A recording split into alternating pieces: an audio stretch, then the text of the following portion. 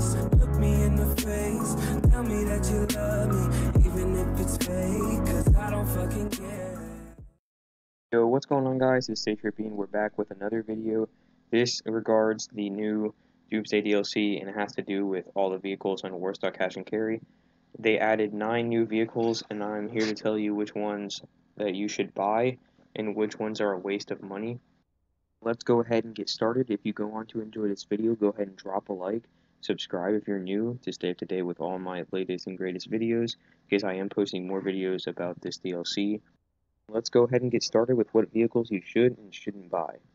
Alright, first up, we have the Deluxo, and it's the DeLorean from Back to the Future. And in my opinion, and a lot of other people's opinions, this car is not worth it.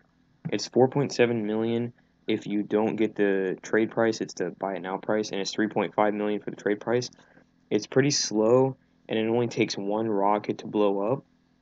And I think it looks pretty cool though, but it's just not worth it. Now we have the jetpack. This is personal preference.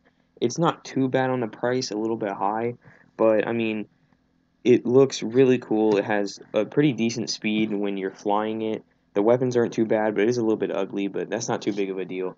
Now this tank is probably like one of the most greatest things that they added in this update. It's probably worth it the most, and it is 3.8 million, and it has great customization. It has 2 grenade launchers on the side and a 50 cal minigun that you can have another person sitting in. It takes 8 RPGs to blow up, which is double how much the Rhino tank was. I mean, it's a little bit more expensive, but it's much better. Up next, we have the Stromberg. This is the underwater car. It's not worth it. I don't really think it is. It's $3 million, and all it does is go underwater. It does have the cannons and the missiles built into it. Like, you don't have to pay for those when you buy the car, but it's just for underwater. You're never really going to use it. Just think logically. How many situations have you been in on this game where you needed something like that to defend yourself under the water? I just don't see it being like a car that a lot of people are going to use very frequently, and it's going to be just a waste of the 3 million. So there's better things that you can buy in this DLC, so let's move on to the next vehicle. Alright, up next we have the RCV, which stands for Riot Control Vehicle. It's 3.1 million, and for the trade price it's 2.3. They made it look all cool and stuff in the trailer, like just blowing through a bunch of cop cars, and there's a machine gun on the top, and like a little water cannon to spray people down.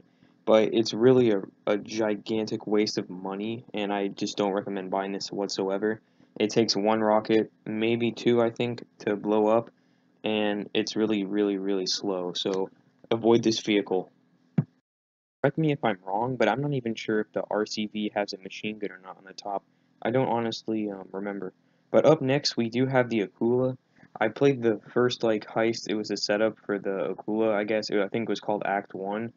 And it was a pretty cool plane. It did have stealth mode. You just hit right on the D-pad to go into stealth mode, and you would have your little triangular dot on the map in the bottom left. It would flash light blue, and I think there would be a blue cone around you to indicate that you're in stealth mode. I think that it was pretty cool. It's a little bit high in the price. It takes a lot of explosives to blow up, but there's alternatives to the Akula. There's the Hunter, which I think is a little bit better, but it comes down to personal preference in that specific situation. But let's move on to the next vehicle. Alright, we're coming up on the last 3 vehicles. Up next we have the Volatile. Big waste of money right here. Don't buy that. It's like the Bombushka Jr. It's slow, disgusting looking, and it's just as bad as the Bombushka for half the price, but don't buy it. Second to last vehicle is the Barrage, and I have to say this one is worth it. It's 2.1 million if you do the buy it now price, and it's I think 1.5 and 1.7 million for the trade price. It survives 2 rockets, and then the third one will blow it up. It has grenade launchers. I think it can drop proximity mines, and it has 2 50 cal turrets mounted on the top or maybe the side, something like that. It's really good though if you can get a group of your friends to go around. You can cause a lot of destruction in it. I think it's one of the few vehicles that I recommend you buying in this new DLC. Alright, last but not least, we have the Chernobog. It's like a military looking truck. I don't know, I get some type of like Russian vibe to this truck. I'm not really sure why. But it has like a, I think they call it a battery, something like that, on the back, and it's like this giant contraption that holds a bunch of missiles that can lock onto aircraft and take them out of the sky. It's like a giant anti-aircraft like trailer truck that will shoot things out of the sky. It's not really worth it because you have to be stationary to take them out.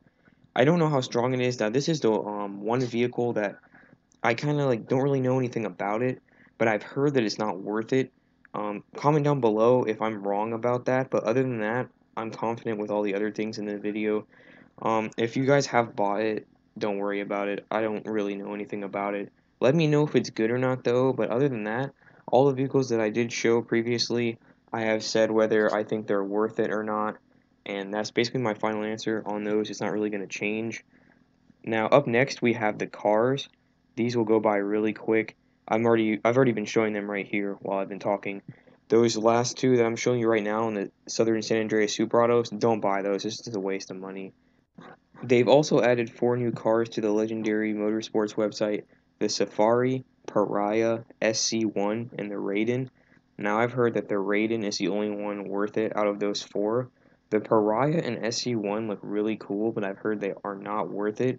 And there's other cars out there that are better, like the Pariah, I think is a sports car, and the Massacre was like 200 something thousand and it's way better. And the SC1 is very slow. The Raiden, I don't know much about, but it's like a Tesla in real life. It's like an electric car, and a lot of people have been saying it's worth it. I might buy it. I'm not 100% sure. It's all up to you. But hopefully you guys did enjoy this video, and go ahead and drop a like, subscribe if you're new to the channel to stay up to date to all the latest stuff about the Doomsday DLC. I have plenty of videos that I can put out in the future, outfits, outfit glitches, and more information like this that the community needs to know. So go ahead and subscribe to stay up to date with all my content. Turn on post notifications, and have a great day, guys. Mother love me long time, long time. Sucky, sucky, fucky, fucky, one ton, Hong Kong, Hong Kong. One ton, Hong Kong, one ton. One time, one time, one ton. Love me long time, feed of my long slong.